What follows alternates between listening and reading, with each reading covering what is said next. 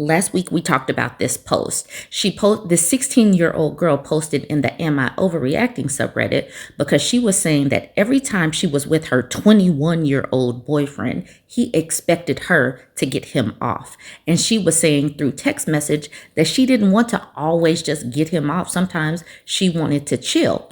And in this particular post, he was manipulating her, gaslighting her, flipping things around, becoming the victim. Like, oh my goodness, now I'm some monster because I want to feel closer to my girlfriend. So all of us jumped into action.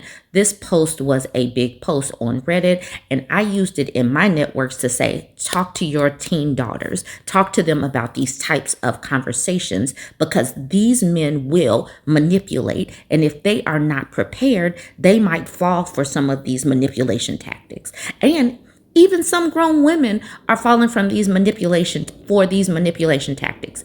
Anyways, I wanted to report back that this girl, she did do an update. She says, this is an update to my last post on here. I just wanted to come back and thank everyone who responded to it. I appreciate all the advice and support, and it really did help me put things in perspective. I, unfortunately, did text him back in a moment of weakness. We just had a very brief conversation about nothing. I didn't confront him about anything because I'm not good at that, and y'all saw what happened last time I tried to.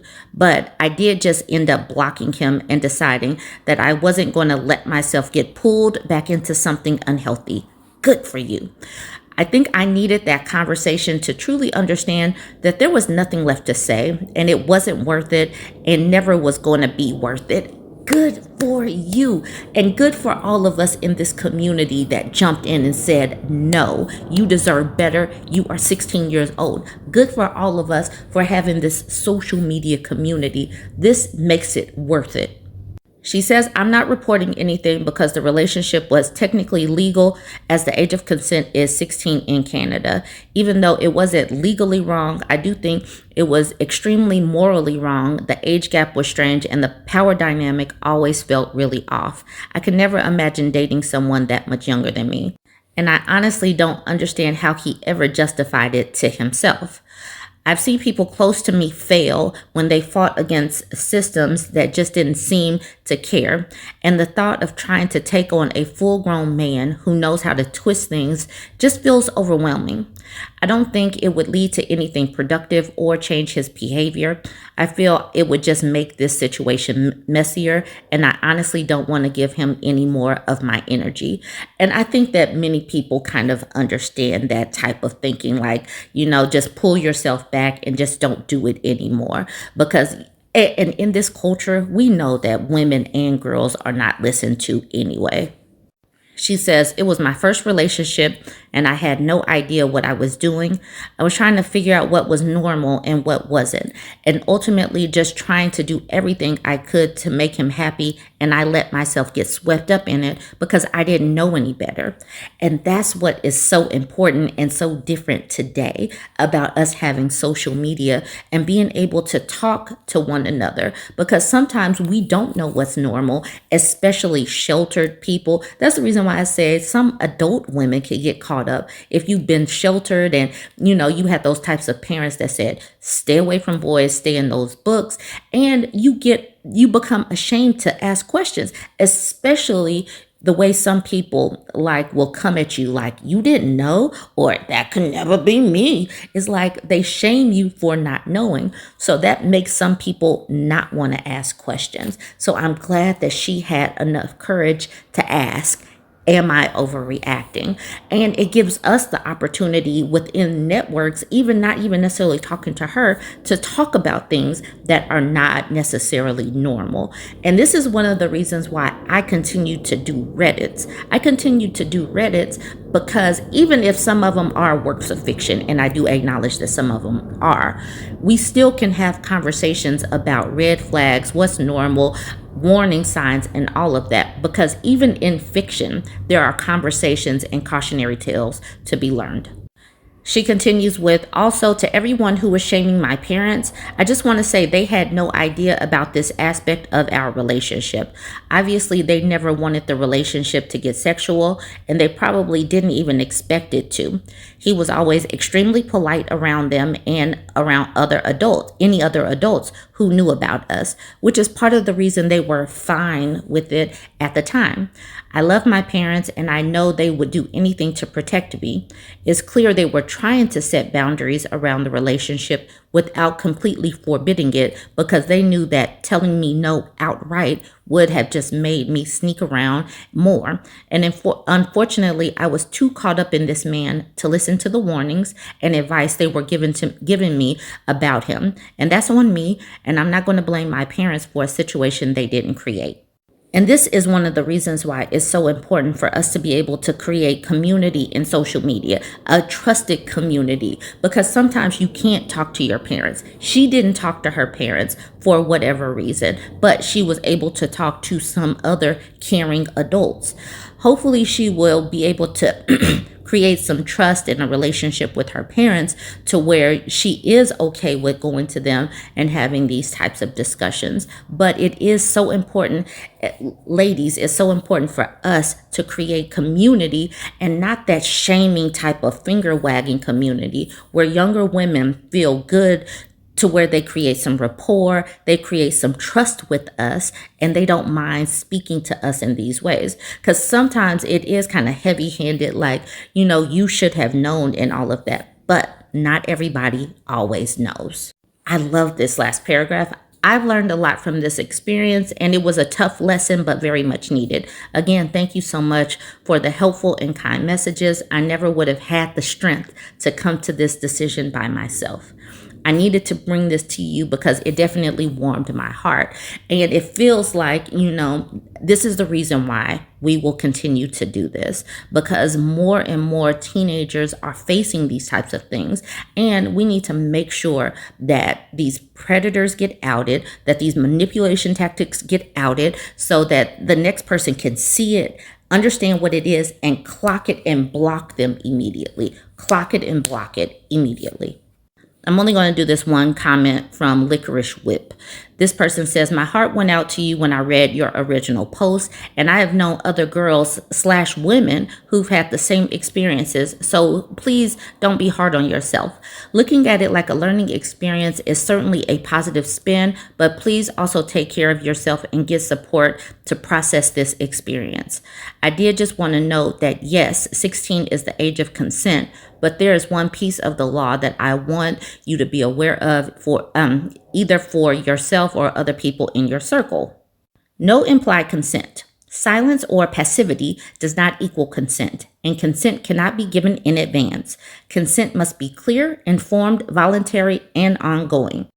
The clear and ongoing caught my attention as I did not feel that was reflected in your original post. Not suggesting that you need to report necessarily, but please keep this in mind for the future. I also got a good summary by searching coercion and consent in Canada, which also highlighted some good points. You deserve someone who will reciprocate your love and affection. I wish you all the best and that you will meet someone who will make you feel safe, secure, and like your very best self. So, like I said, maybe I'm reading too much into it, but this is what community is. Community is seeing somebody that's in need and reaching around for a big sister hug, a big auntie hug, a big mother-like hug, and, giving some knowledge and giving some honest advice. All right, y'all. So that was the update that we needed this Monday. Join the conversation. Let me know what you think and keep sharing these things. Share these with your teenagers. Let's continue to have these conversations to equip them. And if you are one of those women that did not get a chance to date early on, you may need this, or someone you know may need this. So let's keep these conversations going. Let me know what you think. Like, comment, and share. I have no idea how the Ask Indian Men came into my life and down my timeline, considering I'm not Indian or a man. But it is very interesting to see their outlook, considering how unequal and how extra patriarchal their society is. Now, That is not to say that America is not patriarchal, because it really is, but I know the gender dynamics there is even more extreme than here in the United States. So this man asking this question, thoughts on marrying a high earning educated woman? Like, they are really anti-feminist there. I know we're anti-feminist here, but I know that they're really anti-feminist there. So let's get into this post. If I have any Indian ladies in this post, I need you to highlight some of this BS, because I'm reading this and I'm like, I really don't believe this man. Anyway, this man is 25. He says, I honestly feel scared of them nowadays. With all the recent court cases, fake harassment claims, and blatant extortion of alimony, like what happened to Atul, it's hard not to be. Laws are meant to uplift genuinely disadvantaged women, are being misused by high-earning, educated women who know how to game the system. Indian ladies, is this happening? Are high-earning, educated women gaming the system? And then he continues, the biggest issue is the entitlement. In the name of equality, many expect men to do everything, earn, contribute at home, while taking zero responsibility themselves. Basically, the worst of both old and new generations' marriages. Ladies, are women saying you have to earn the money and you have to contribute? And like, literally, is this a bad thing? You have to earn and contribute. You live at home. We're both working. So yes, you have to do this. The fact that they are so against contributing at home is telling to me. And it shows why lots of people are opting to not get married. For context, I earn about 28 LPA, or 28 lakhs per annum, from a lower middle class family. I wouldn't mind marrying a homemaker or someone earning modestly 20 to 50K a month. And for context, I don't really know how much 28 lakhs, I don't know how much that pays for. Is that good or is that bad? If 20 to 50K per month, is that good or bad? Does that go a far way? Someone will have to clue me in. But he says, but marrying someone earning similarly would make it way easier to build wealth and go to the next level. I consider myself pretty normal. I don't like controlling people. I take feedback when I'm wrong and only argue when people make irrational decisions, like buying the latest iPhone Pro on release or collecting 10 to 20K handbags. You get the point. I know not everyone is like this, but the trend is definitely worrying. So to me, it sounds like he is worrying about something that hasn't come to his life yet. Like, he's talking about these high earning women and the entitlement they feel in like his imagination. It doesn't sound to me like he's actually encountered these women and had to like actually reject them. That's what it sounds like to me. But it sounds like he's talking about trends, and he's talking about what he's thinking that people are doing. And these high earning women, I just think that these people do not like the prospect of having to actually go to work and then come home and do things in the home. They are used to what their daddies and granddaddies had, where they basically had servants in the home. And the reason why I like these types of posts, because this is literally what the men of right now, the red pillars here, expect. The Theo bros here expect. The anti-feminist men expect women to just be here to be their servants. And this is what we're seeing across the globe, where men expect to have servants. So I like to look at these types of posts, because so many people will be like, well, such and such race doesn't do this. Such and such culture doesn't do this. Well, how do you know? Unless you get out of your bubble and see what other people are saying and doing in other countries. So join the conversation. Let me know what you think about this. So we got CC. CC is an Indian man. He says, it would be a good idea to marry a high-earning, educated woman. Considering how difficult it is to become one, she will be successful and got a great self-discipline in place. It will have a tremendous positive impact on your well-being and overall standard of living. And then he says, edit. Considering you got fear regarding marriage, It will be beneficial for you to marry someone high earning women as compared to someone who earns less or is a homemaker. You can pinpoint her capabilities in the court, and you will only need to provide child support and some very less maintenance. The fact that they're always talking about relationships in terms of breaking up and getting a divorce settlement is probably one of the reasons why they will continue to be unsuccessful. They don't talk about how to maintain a relationship. They talk about the relationship as it ends, even before they are even in a relationship, which is super duper strange to me. And here's the OP. He says, I personally think high earning / achievement has nothing to do with attitude, personality, or discipline. Absolutely nothing. You don't have to have any of that. Okay, cool. I've seen all sorts of people in high levels, be it my local school or the best college in the country. Only difference is the intelligence achieved through hard work or talent by birth. That said, money does change people, hence why I think high-earning, educated women make a scenario where they want none of the responsibilities but all of the rights and says. A 50-50 relationship doesn't work when it's not established under even terms to begin with, is my thought.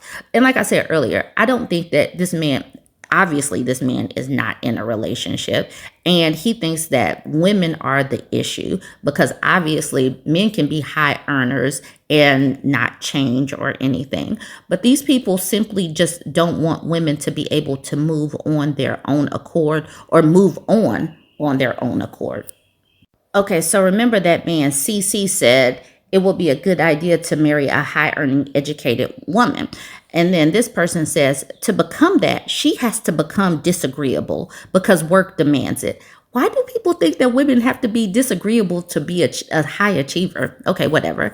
And that will spill over into other parts of life.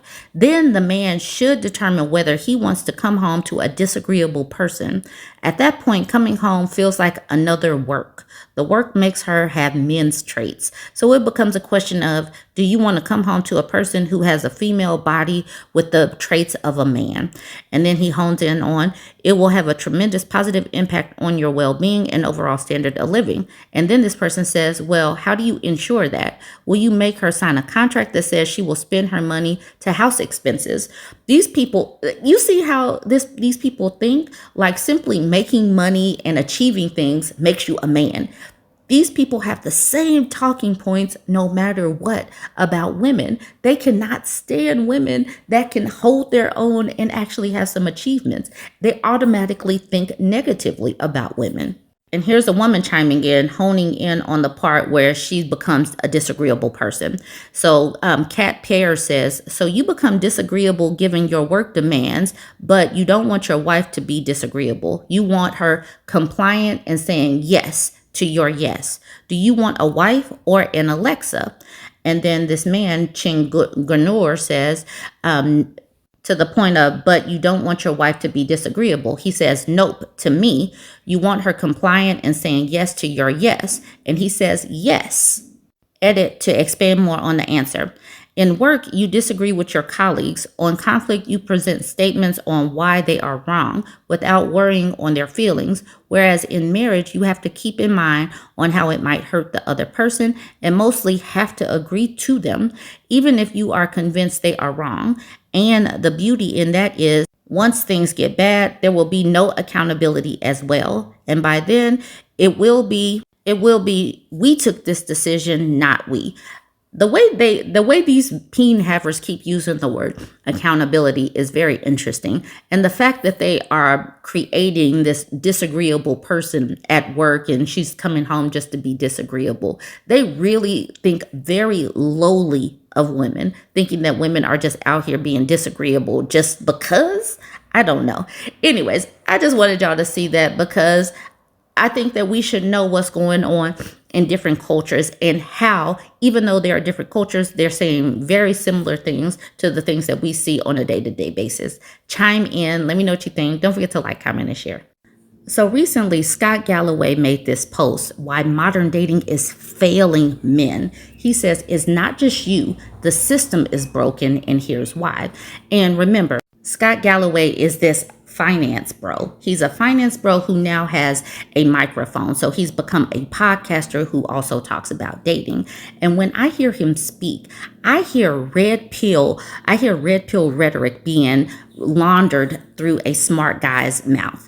He really sounds like a red pill man to me. But you'll have to listen in and just kind of let me know what you think as you hear this, as you watch these slides. Even this title, Why Modern Dating is Failing Men, it just says to me, and I've already talked about this, many of these men think that just showing up with a job and a peen is enough. And they're saying that it's not. And for that, it's the failing of the dating, and it's not the issues with the men. Like, they're not complicit in any of their failings. It's all of society. It's the women. It's everything else. It's not them, is not any of their actions. They're just failing because society. But anyways, he says the system is broken, and here's why. So here Scott is telling us what women want, because he is a woman and he knows what women want from a man, I guess. He says what's actually attractive. Signal future resources, not just money now, but discipline and drive. Number 2, intellect, the ability to make smart decisions. Kindness, how you treat people who can do nothing for you. One of the things that's in common with these podcast bros, these men tell other men what women want. It's like, do they actually listen to women? I don't know. But the whole signal future resources, I don't know if they've gotten the memo, but a lot of women are not just looking at potential and saying, cool, he has potential. No, you need to show and prove. He says not just money now, but discipline and drive. Discipline and drive is cool, but making sure that you are already set up and financially fit, have a foundation and all of that. Women are looking for that because women are going out and doing that themselves. So you can't just show up with peen and potential. You actually have to have some things that are tangible that says, look, I have succeeded in this. And that's the reason why this right here, the ability to make smart decisions. Cool. All of us have the ability. We can do this. But have you shown and proven that you are going to make smart decisions? And then kindness is kind of a baseline. So that's showing up as number 3. It's like, okay, I mean, I expect kindness from just regular people. I don't expect people to walk around just simply being and that kind of thing. So it's like, I really feel like they are dropping the ball. Men talking to men about what women want are really dropping the ball, in that they need to actually start talking to women. The takeaway, you don't have to be rich. You need to show potential, maturity, and emotional generosity. Start with the version of you'd want to date.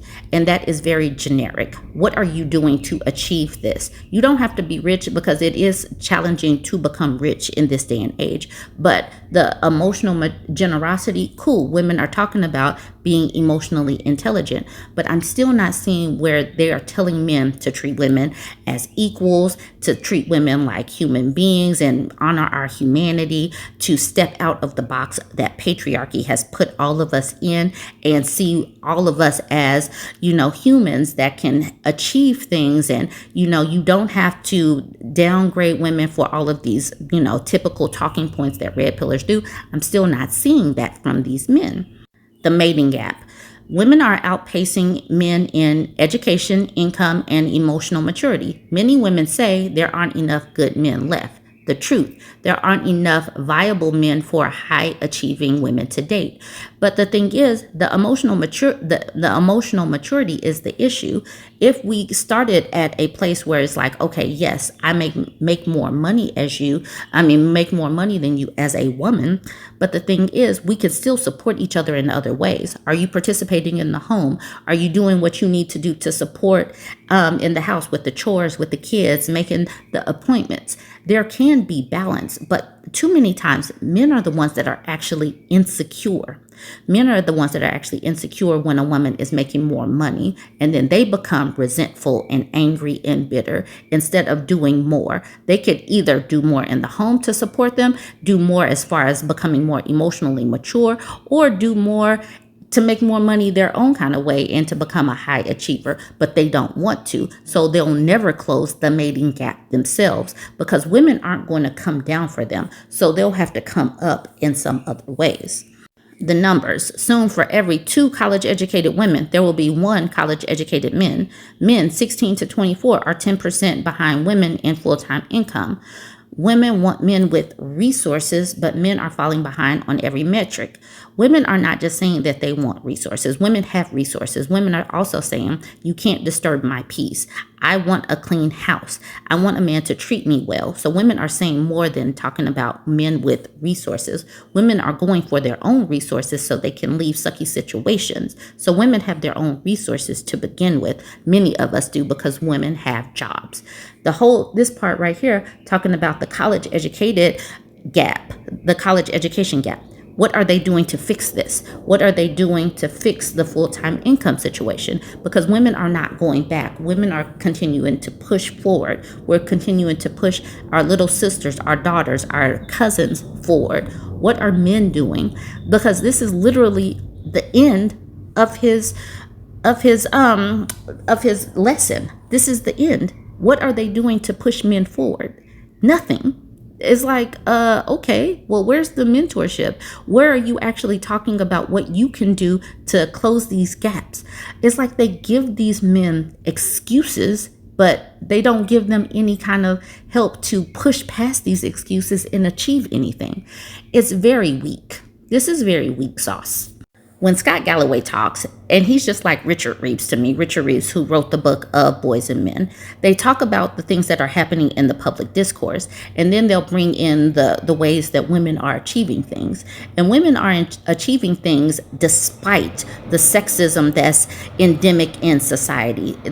Sexism is systemic, racism is systemic, but women and minorities are still achieving things.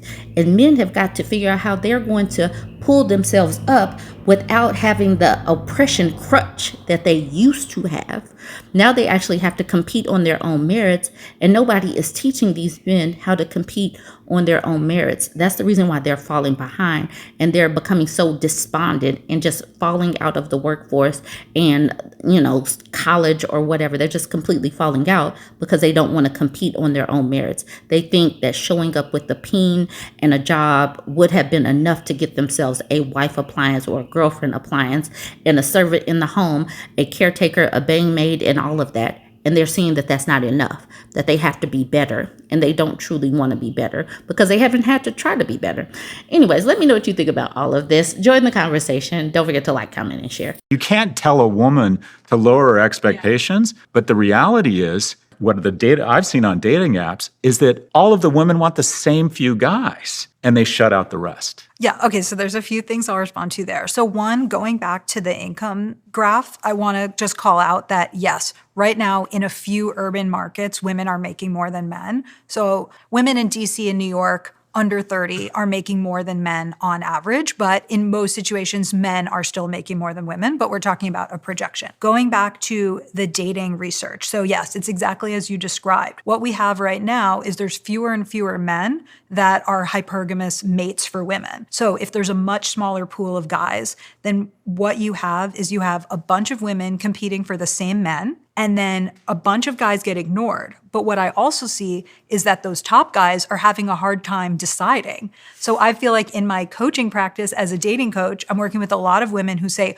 what do I do? I've changed my profile the way you said I should. I took your class, but I still feel like there's just not enough great guys. And then I work with these CEO men who are having such a hard time choosing. And so I think we really have this exacerbated problem where so many women are competing for the same men, and then a bunch of guys are getting ignored.